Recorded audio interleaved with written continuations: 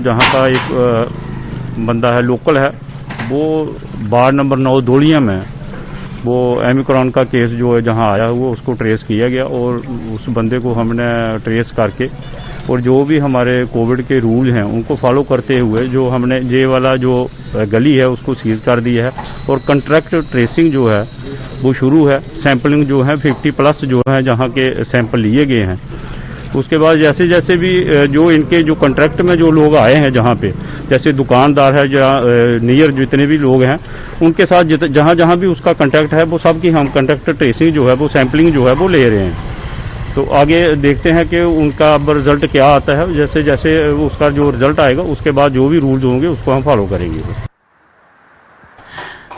तो चलिए रुक करते हैं सांबा का। सांबा से हमारे संवाददाता ऋषि खजूरिया हमारे साथ ज्वाइन कर चुके हैं। ऋषि, बताइएगा, अब जबकि सांबा के बड़ी ब्राह्मणा में ओमिक्रॉन का चौथा केस सामने आया है, क्या कुछ और जानकारी है?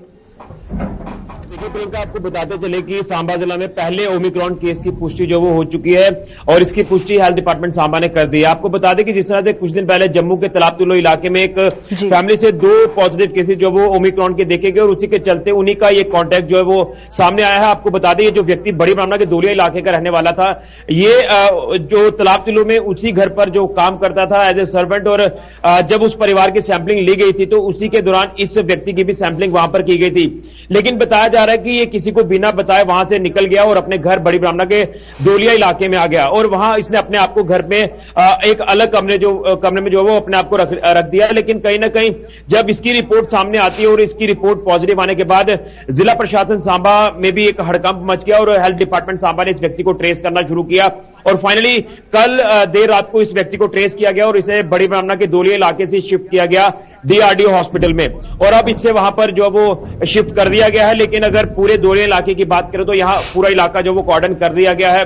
यहाँ पर इस पर्टिकुलर इलाके को, धोलिया इलाके को माइक्रो कंटेनमेंट जोन बना दिया गया है और खासतौर पर जो ये व्यक्ति पॉजिटिव आया है, ओमिक्रॉन केस से संक्रमित हुआ है, इसकी परिवार की भी अब सैंपलिंग जो वो ली जा रही है और खासतौर पर धोलिया इलाके में अब हर एक व्यक्ति की सैंपलिंग ली जाएगी, यानी पाबंदियां यहां पर लागू हो चुकी हैं। और हमने कुछ देर पहले CMO सांबा से भी बात की है, उन्होंने ये कहा है कि ये जो ओमिक्रॉन वेरिएंट है ये काफी घातक है। हालांकि ये कोविड जिस तरह से आपने पहले 2 वेव्स देखी है कोविड की, उसी की ये तीसरी वेव आप इसे कह सकते हैं, लेकिन ये काफी ज्यादा तेजी से इन्फेक्शन इस वेरिएंट की फैलती है, जिसके चलते हमें पूरी तरह से अब कोविड प्रोटोकॉल्स को फॉलो करना जरूरी है। क्योंकि कहीं ना कहीं पूरे जम्मू कश्मीर की बात करें या फिर जम्मू की हम बात कर रहे हैं तो ये चौथा केस जो वो ओमिक्रॉन का सामने आ चुका है और ये सांबा जिला से सामने आया है। तो कहीं ना कहीं सांबा जिला के लोगों को भी जिला प्रशासन सांबा ने एहतियातन तौर पर जो हिदायतें हैं वो लोगों के लिए जारी कर दी है। तो इसलिए अब फिलहाल ये इलाका जो वो कॉर्डन करके यहां पर सैंपलिंग शुरू कर दी है और खासतौर पर बाहरी व्यक्ति कोई अंदर नहीं जा सकता इस इलाके में, ना ही कोई यहां का व्यक्ति बाहर जा सकता है, क्योंकि जब तक 100% टेस्टिंग यहां नहीं हो जाएगी तब तक ये पाबंदियां लागू रहेंगी। और यहां पर नोडल ऑफिसर्स की तैनाती भी कर दी है और खासतौर पर यहां पर जो इमरजेंसी सेवाएं हैं उसको किस तरह से सुनिश्चित करवाना है, जिसको लेकर नोडल ऑफिसर्स के साथ साथ जो बाकी अधिकारी यहां पर तैनात किए गए हैं, ये सारी व्यवस्था को बनाने में लगे हुए हैं। फिलहाल ये पूरा इलाका जो वो कॉर्डन कर दिया गया है, यहां पर सैंपलिंग प्रोसेस को शुरू कर दिया गया और परिवार वालों की कॉन्टैक्ट ट्रेसिंग भी शुरू कर दी गई है। बिल्कुल, क्योंकि रिस्ट्रिक्शंस आपने बताया कि कहां कहां पर लगाई गई हैं। हालांकि डोलिया के वार्ड नंबर 9 को सील कर दिया गया है, कॉन्टैक्ट ट्रेसिंग हो रही है, तो कुछ इस हवाले से पता चल पाया है कि किस तरह के जो सिम्टम्स हैं पहले डेवलप हुए जिसके बाद ये ओमिक्रॉन पॉजिटिव पाया गया? जी ऋषि, आवाज आप तक पहुंच रही है? जी, आप अपना क्वेश्चन रिपीट करें। जी ऋषि, बताइएगा, क्योंकि आपने रिस्ट्रिक्शंस बताई कि कहां कहां पर लगाई गई हैं। वार्ड नंबर 9 को सील कर दिया गया है, कॉन्टैक्ट ट्रेसिंग वहां पर जारी है और जो शख्स पॉजिटिव पाया गया है ओमिक्रॉन पॉजिटिव, किस तरह के सिम्टम्स जो हैं वो डेवलप उसमें हुए और जिसके बाद ये पॉजिटिव पाया गया, और वार्ड नंबर 9 के अलावा जो है कहां कहां पर और रिस्ट्रिक्शंस देखने को मिल रहे हैं?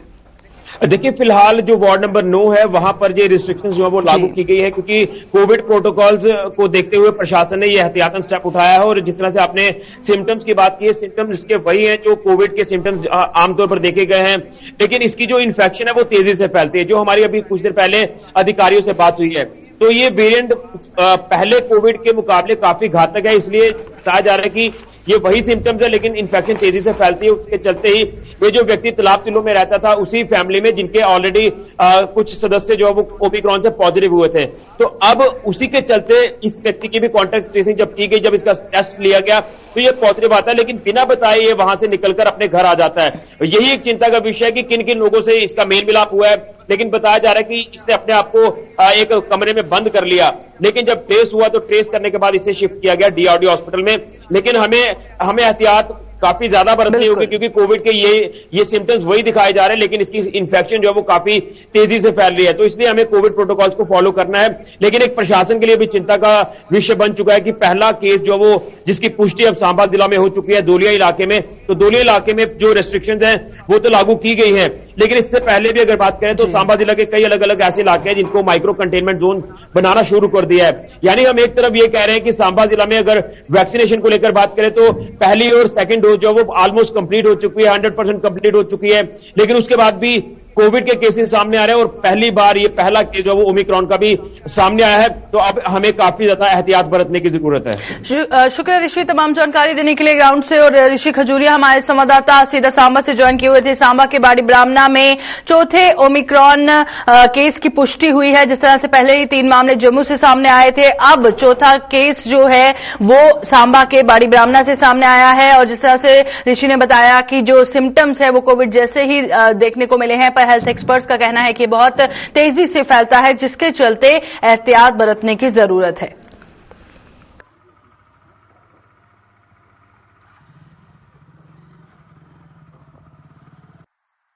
तो चलिए बढ़ते हैं आगे और अब बात करेंगे अगली बड़ी खबर की, क्योंकि जिस तरह से लखनपुर में जो कोविड जांच केंद्र है, यात्रियों ने वहां पर जमकर तोड़फोड़ की है और आज तड़के बाहरी राज्यों से आए लोगों के सब्र का पैमाना छलक चुका है। जांच केंद्र पर स्टाफ की कमी से गुस्साए लोगों ने आपा खोया है और प्रवेश द्वार पर करीब 5 घंटे कोविड जांच बंद रही है। अब जो भी जम्मू कश्मीर जो है एंटर करेगा और उसको लखनपुर में जो कोविड जांच केंद्र है अपना कोविड टेस्ट करवाना है। अब दोबारा से वही रूल शुरू हो चुका है जो कि पहले था। जब कोविड आया था तब इस तरह देखा जा रहा था कि लखनपुर में कोई भी शख्स एंट्री करेगा तो उसको पहले कोविड जांच करवानी होगी। पर सवाल यहां पर यह है कि अब जिसने दोनों डोज कोविड वैक्सीनेशन की दोनों डोज ली है, फुली वैक्सीनेटेड है, उसको भी यहां आके कोविड जांच करवानी है। इससे जो सब्र का पैमाना है बाहरी राज्यों से आए लोगों का छलक चुका है,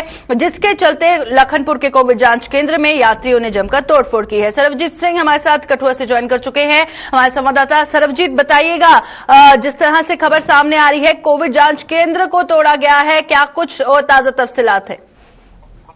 जी बिल्कुल प्रियंका, जिस तरह से परसों ही डीएम कठुआ की ओर से ऑर्डर जारी किए गए जिसमें साफ तौर पर जिक्र किया था कि जितने भी कमर्शियल पैसेंजर व्हीकल्स हैं वो जम्मू कश्मीर के प्रवेश द्वार लखनपुर में पहुंचेंगे, उनकी कोविड जांच जो है उसको कंपलसरी कर दिया गया था। चाहे वो लोग वैक्सीनेटेड हैं चाहे वो लोग अनवैक्सीनेटेड हैं, सभी को जांच से दायरे से होकर ही यहाँ पर गुजरना पड़ रहा है। और कल जिस तरह से हमने रिपोर्ट में दिखाया कि कितना ज्यादा रश जो है वो लखनपुर में हो गया, क्योंकि बसेस, टैक्सीज, कैब्स और टेम्पो ट्रेवलर को यहाँ पर रोका जा रहा था। और बात की जाए तो जिस तरह से ट्रेन के बंद होने की वजह से सड़क मार्ग से आने वाले लोगों की तादाद भी काफी ज्यादा है और काफी ज्यादा रश जो है कल भी यहाँ पर देखा गया कि कितने ज्यादा लोग जो है यहाँ पर आ गए थे, जिसकी वजह से काफी ज्यादा परेशानियां लोगों को ही सबसे ज्यादा परेशानी की बात करें तो श्री माता वैष्णो देवी जी की यात्रा के लिए आए लोगों को सबसे अधिक परेशानी हुई है।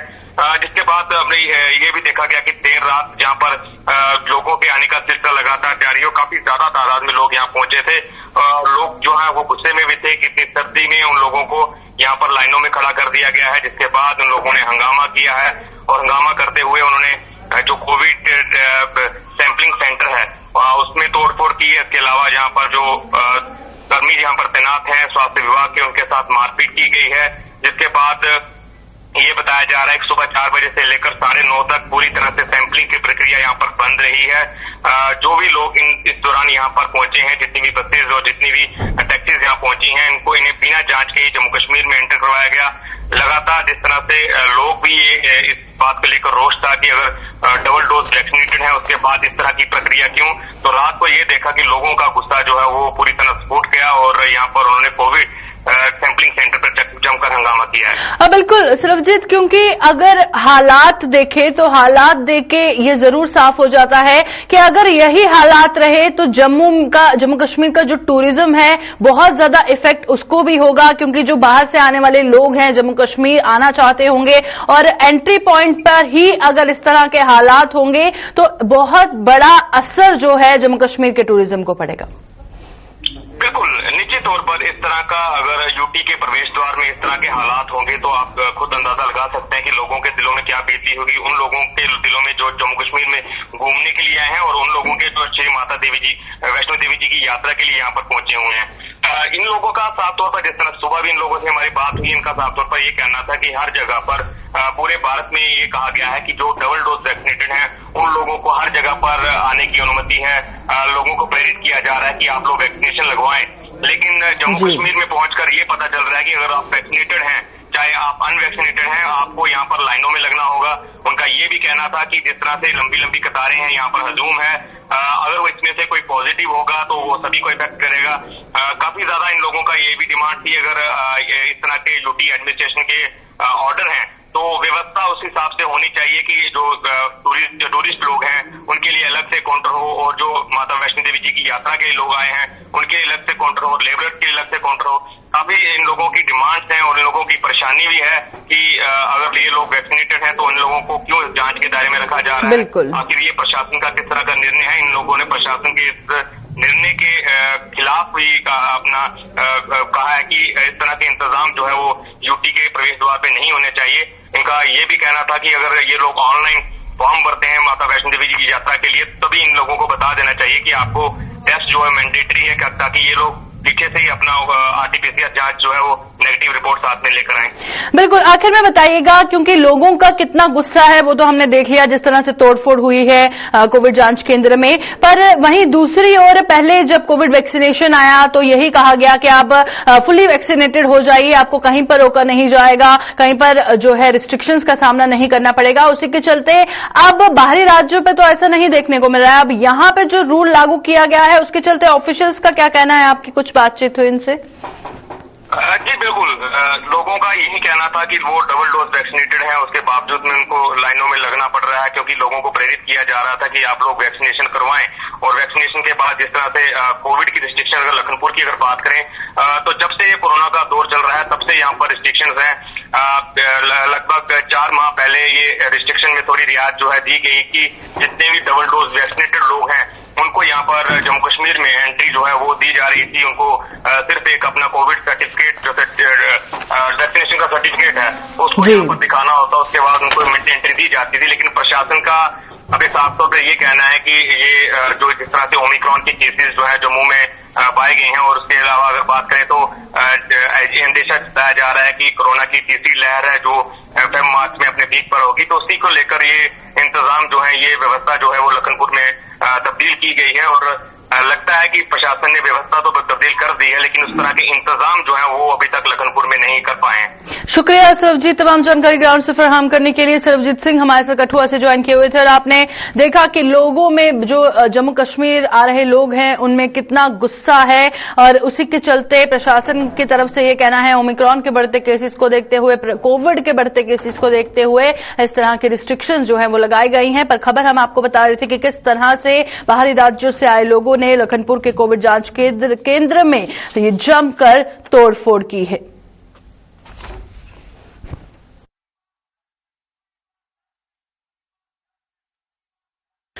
साउथ कश्मीर के जिला शोपियां में आज हुई मुठभेड़ में सुरक्षा बलों ने 2 आतंकियों को मार गिराया, और जिस तरह से मारे गए दोनों आतंकियों की पहचान सज्जाद अहमद। अब बात करते हैं हम कश्मीर की मुठभेड़ के बारे में भी आपको ताजा तफसीलात देंगे, पर अगर रामबन की बात करें तो रामबन का जिला अस्पताल जो बना हुआ है वो मुफ्त का पार्किंग जोन उन्होंने बनाया हुआ है, और अस्पताल की पार्किंग का दुरुपयोग कर रहे हैं स्थानीय लोग। एम्बुलेंसों को भी पार्किंग की जगह नहीं मिल रही है। मुफ्त में पार्क की गई गाड़ियां जी का जंजाल साबित हो रही हैं, और रामबन से हम आपको खबर बता रहे हैं कि रामबन का जिला अस्पताल मुफ्त का पार्किंग जोन जोन बन चुका है। अस्पताल की पार्किंग का दुरुपयोग स्थानीय लोग करते हुए नजर आ रहे हैं। अगर देखा जाए तो एम्बुलेंसों को पार्किंग की जगह नहीं मिल रही है, पर जो मुफ्त में पार्क की गई गाड़ियां हैं वो लोगों के लिए परेशानी का सबब बनी हुई हैं। तस्वीरें इस वक्त आप अपनी स्क्रीन पर देख सकते हैं कि किस तरह से अस्पताल की पार्किंग का लोग गलत फायदा उठा रहे हैं। जहां पर लिखा हुआ है पार्किंग फॉर एम्बुलेंस ओनली, और वहां पर लोगों ने अपनी जो गाड़ियां हैं वो पार्क की गई हैं। रामबन का जो जिला अस्पताल है लोगों के लिए मुफ्त का पार्किंग जोन बन चुका है। तो चलिए रुक करते हैं हम रामबन से। हमारे संवाददाता नदीम ज्वाइन कर चुके हैं। नदीम, बताइएगा इस खबर के हवाले से, क्योंकि जिला अस्पताल से जो खबर सामने आ रही है, क्या लोगों को दिख नहीं रहा है, देख के अनदेखा कर रहे हैं या अपने फायदे के लिए भूल चुके हैं कि ये अस्पताल है? जी नदीम। जी बिल्कुल, देखिए प्रियंका, मैं आपको एक चीज बता दूं कि ये जो मामला है ये हॉस्पिटल, डिस्ट्रिक्ट हॉस्पिटल रामबन के प्रेमिसेस का है, जहां पे हम देखते हैं कि बड़े बड़े अल्फाज में, बड़े बड़े वर्ड्स में, अल्फाबेट्स में ये लिखा गया है कि जनाब ये एम्बुलेंसेज के लिए पार्किंग है।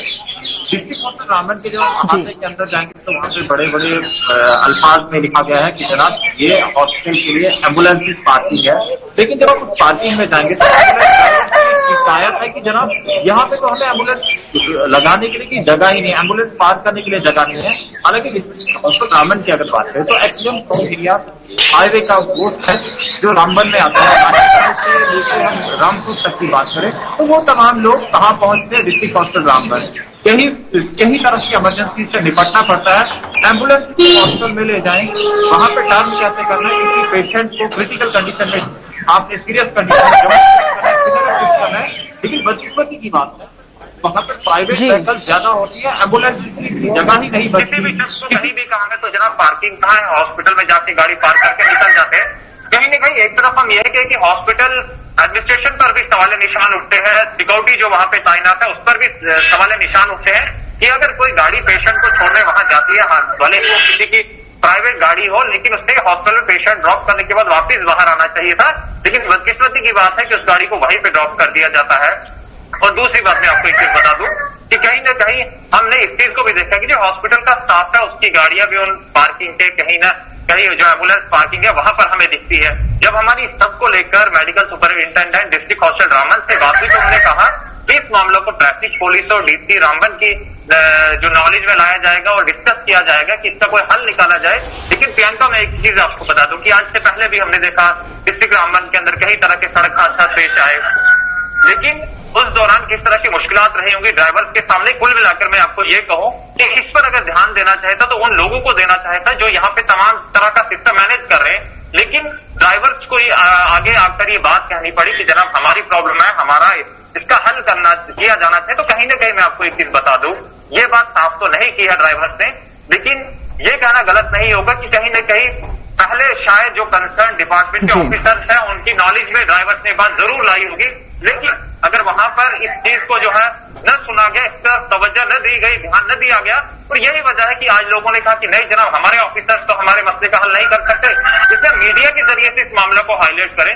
तो कुल मिलाकर मैं ये कहूं कि हॉस्पिटल जो मैनेजमेंट है उसको चाहिए, जो एडमिनिस्ट्रेशन है वहां पे जो लोग इस चीज को देख रहे हैं उनको चाहिए कि वहां पे देखें और कहीं न कहीं प्रॉब्लम को सॉल्व करने की कोशिश करें कि एम्बुलेंस इसको प्रॉब्लम ना हो, एम्बुलेंस ड्राइवर्स को दिक्कत ना हो किसी भी पेशेंट को अस्पताल लाने में या अस्पताल से किसी दूसरे हॉस्पिटल शिफ्ट करने में। जी शुक्रिया नदीम ज्वाइन करने के लिए। नदीम हमारे से ज्वाइन किए हुए थे रामबन से और रामबन की खबर से रूबरू करवा रहे थे, जहां पर साफ तौर पर लिखा है ओनली फॉर एम्बुलेंस पार्किंग। वहां पर लोगों ने अपनी गाड़ियां पार्क की गई हैं अपनी सहूलियात के लिए। वो लोगों की जान से खेल रहे हैं, क्योंकि अगर एम्बुलेंस को दिक्कत होगी तो किस तरह से जो पेशेंट्स हैं उनको लाया जाएगा और ले जाया जाएगा, एक बहुत बड़ा सवाल यहां पर है। तो जरूरत है जल्द से जल्द इस पर गौर करने की, ताकि जिला अस्पताल में किसी भी मरीज को किसी भी दिक्कत का सामना ना करना पड़े।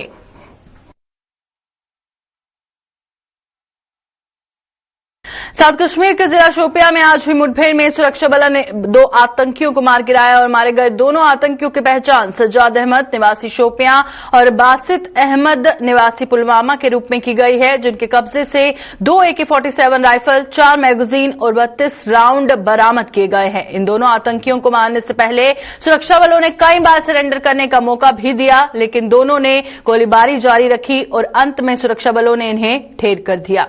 पुलिस से मिली जानकारी के अनुसार तड़के आज सुबह शोपियां के चौगांव इलाके में कुछ आतंकवादियों के देखे जाने की सूचना मिली और सूचना के तुरंत बाद ही एसओजी के जवान सेना की 44 आरआर बटालियन के साथ मौके पर पहुंचे और तलाशी अभियान शुरू कर दिया।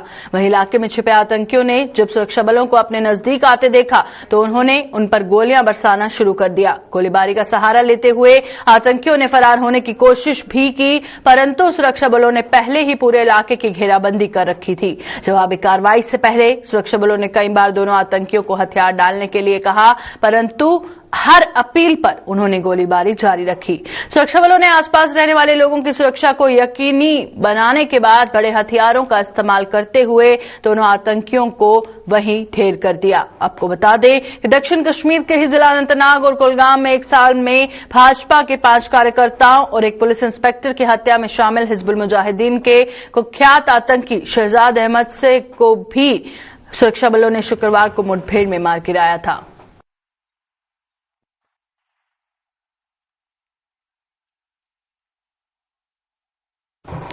जम्मू के जीएमसी अस्पताल में कोविड के 2 और मरीज भर्ती होने से जीएमसी व इसके सहयोगी अस्पतालों में भर्ती कोरोना संक्रमितों की संख्या 11 हो गई है।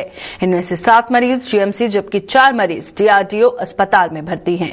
डीआरडीओ अस्पताल में भर्ती 4 मरीजों में से 2 अंतर्राष्ट्रीय यात्री हैं, जिनमें से एक दुबई जबकि दूसरी अमेरिका से वापस लौटा है। इन दोनों के कोरोना से संक्रमित पाए जाने पर इनके सैंपल के लिए दिल्ली स्थित लैब में भेजे हैं, जिसकी रिपोर्ट का इंतजार है। डॉक्टरों के मुताबिक ओमिक्रॉन के अलावा कोविड के कई अन्य वेरिएंट भी वजूद में आने की पूरी संभावना बनी है, लिहाजा लोगों को कोविड एप्रोप्रिएट बिहेवियर से हर हालत में समझौता करना होगा। हमारे पास गवर्नमेंट मेडिकल कॉलेज और एसोसिएटेड हॉस्पिटल में 2 पेशेंट जो हैं कोविड-19 के एडमिट हुए हैं। कोई भी पेशेंट जो हमारे पास पहले से एडमिटेड थे उनमें से कोई भी पेशेंट हमने डिस्चार्ज नहीं किए हैं। अभी कुल मिला के हमारे पास 11 पेशेंट्स एडमिटेड हैं, जिनमें से 7 पेशेंट्स बख्शीनगर वाले हॉस्पिटल में एडमिट हैं और 4 पेशेंट जो हैं हमारे डीआरडीओ हॉस्पिटल भगवती नगर में एडमिट हैं। जो भगवती नगर में एडमिट हैं उनमें से मैं आपको बताना चाहूंगा कि 2 पेशेंट्स जो हैं वो फॉरेन ट्रेवलर्स हैं, जिनमें से एक दुबई से आए हैं और एक अमेरिका से आए हुए हैं। दोनों जो हैं वो अभी अंडर ट्रीटमेंट है और अच्छी तरह से रिस्पॉन्ड कर रहे हैं।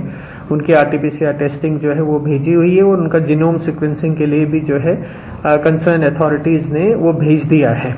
तो इनका जो एज पर गाइडलाइंस जो होता है कि 10वें दिन जो है हम इनका दोबारा से आरटीपीसीआर सैंपल जो है वो भेजते हैं। अगर वो नेगेटिव आता है तो फिर हम इनको डिस्चार्ज कर देते हैं। सो इन प्रिवेलिंग सर्कमस्टांसेस में आगे भी जो है नए नए वेरिएंट्स जो हैं वो डिटेक्ट हो सकते हैं। तो इन सब से बचने के लिए सबसे इम्पोर्टेंट चीज है कि हम मास्क पहने, सोशल डिस्टेंसिंग की पालना करें और अपने हाथों की सफाई का जो है वो ध्यान रखें। और साथ साथ आपके कांटेक्ट में अगर कोई लोग आते हैं इस दौरान तो उनको भी आप इन्फॉर्म करिए ताकि वो भी अपना टेस्ट करवाए और ये अगर पॉजिटिव आते हैं तो उनका भी हम ट्रीटमेंट करवा सके। सो इससे जो है हमारा जो कंटेनमेंट है इस डिजीज के स्प्रेड का वो बहुत अच्छे तरीके से कर सकते हैं और हमको बताया जा रहा है उसके इफेक्ट से हम अपने आप को, अपने परिवार को और अपने समाज को जरूर बचा सकते हैं। अभी के बुलेटिन में फिलहाल इतना ही। दीजिए इजाजत। नमस्कार।